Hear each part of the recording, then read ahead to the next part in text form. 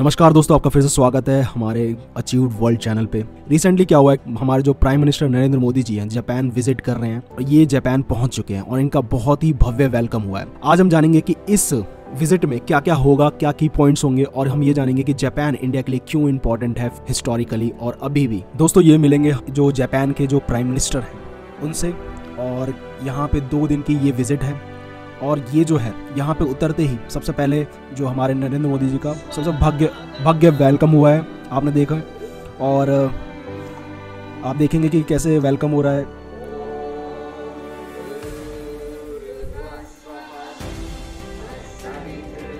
एकदम Indian culture के format में है और यहाँ पे गायत्री मंत्र बोला जा रहा है एंड आप देख सकते हैं। और यहाँ पे फिर जो हमारे नरेंद्र मोदी जी हैं अपने इंडियन डायस्पोरा से मिले हैं और आप देख सकते हैं कि इंडियन डायस्पोरा बहुत ज़्यादा है। तो हम मेन फोकस पे आते हैं, मेन ऑब्जेक्टिव पे आते हैं वीडियो की कि यहाँ पे क्या क्या टॉक्स होने वाले हैं इस 2 दिन के विजिट पे और इंडिया के लिए जापान इंपॉर्टेंट क्यों है। दोस्तों यहाँ पे 3 की पॉइंट्स पे बात की जाएगी सिक्योरिटी एंड डिफेंस के बारे में। पहले 2008 के जो डिक्लेरेशन ऑन सिक्योरिटी कॉपरेशन जो है उसको अपग्रेड किया जाएगा। इसमें डिफेंस हार्डवेयर परचेज भी शामिल है। मे बी जापान कुछ परचेज कर ले इंडिया के डिफेंस सेक्टर से और अपनी सिक्योरिटी को इम्प्रूव करने की कोशिश करे। आपने देखा होगा कि जो साउथ चाइना सी में एक कंट्री है फिलीपींस, उसने ब्रह्मोस खरीदे हैं इंडिया से। और फिर दोस्तों बात होगी इकोनॉमिक सिक्योरिटी इनिशिएटिव के बारे में। इंडिया और जापान मिलकर एक नया इकोनॉमिक सिक्योरिटी इनिशिएटिव लॉन्च करेंगे जिसमें फोकस होगा रिसिलिएंट सप्लाई चेन के बारे में। आपको मैं बता दूं जो सप्लाई चेन है वर्ल्ड की वो लगभग फोकस्ड है चाइना पे और चाइना डिपेंडेंट है।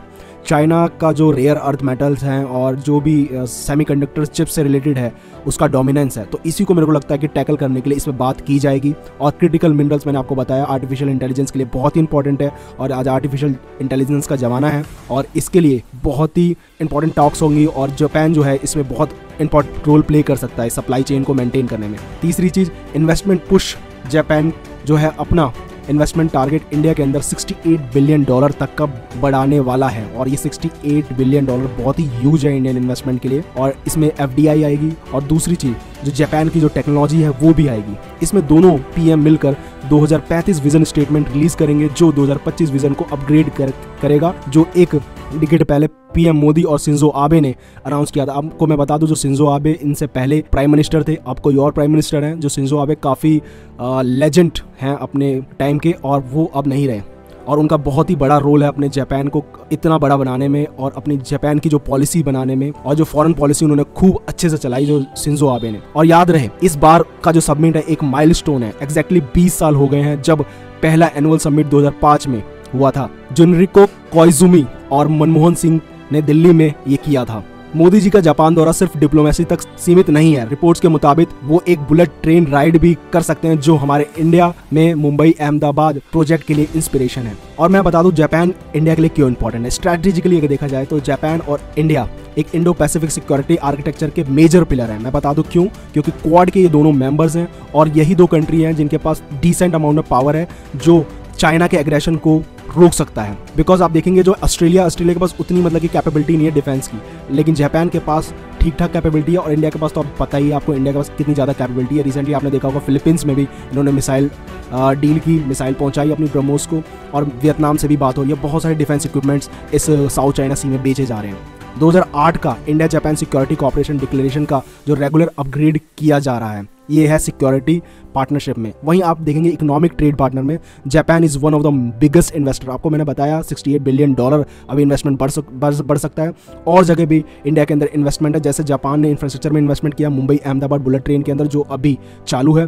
और जो वैसे FDI प्रोजेक्ट्स देखा जाए Delhi Mumbai industrial corridor, dedicated freight corridor, Chennai Bangalore industrial corridor आप देखेंगे। वहीं टेक्नोलॉजी एंड इनोवेशन के अंदर देखेंगे जापान की जो एडवांस टेक्नोलॉजी रोबोटिक्स है, AI है, उसमें वर्ल्ड लीडर है। और इंडिया के make in India plus digital India mission के लिए जापानीज कंपनीज इंपॉर्टेंट पार्टनर है।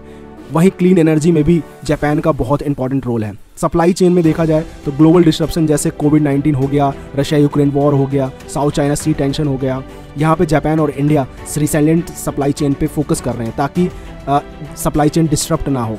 मैंने आपको बताया था क्रिटिकल मिनरल, सेमीकंडक्टर और रेयर अर्थ मेटल जो AI के लिए बहुत ही इंपॉर्टेंट है और जो आज की टेक्नोलॉजी के लिए बहुत इंपॉर्टेंट है। वहीं हिस्टोरिकल और सिविलाइजेशन टाइज देखेंगे तो बुद्धिज़्म जो है जापान और इंडिया में कॉमन चीज़ है और जापान को इंडिया एक ट्रस्टेड डेमोक्रेटिक पार्टनर के रूप में देखता है।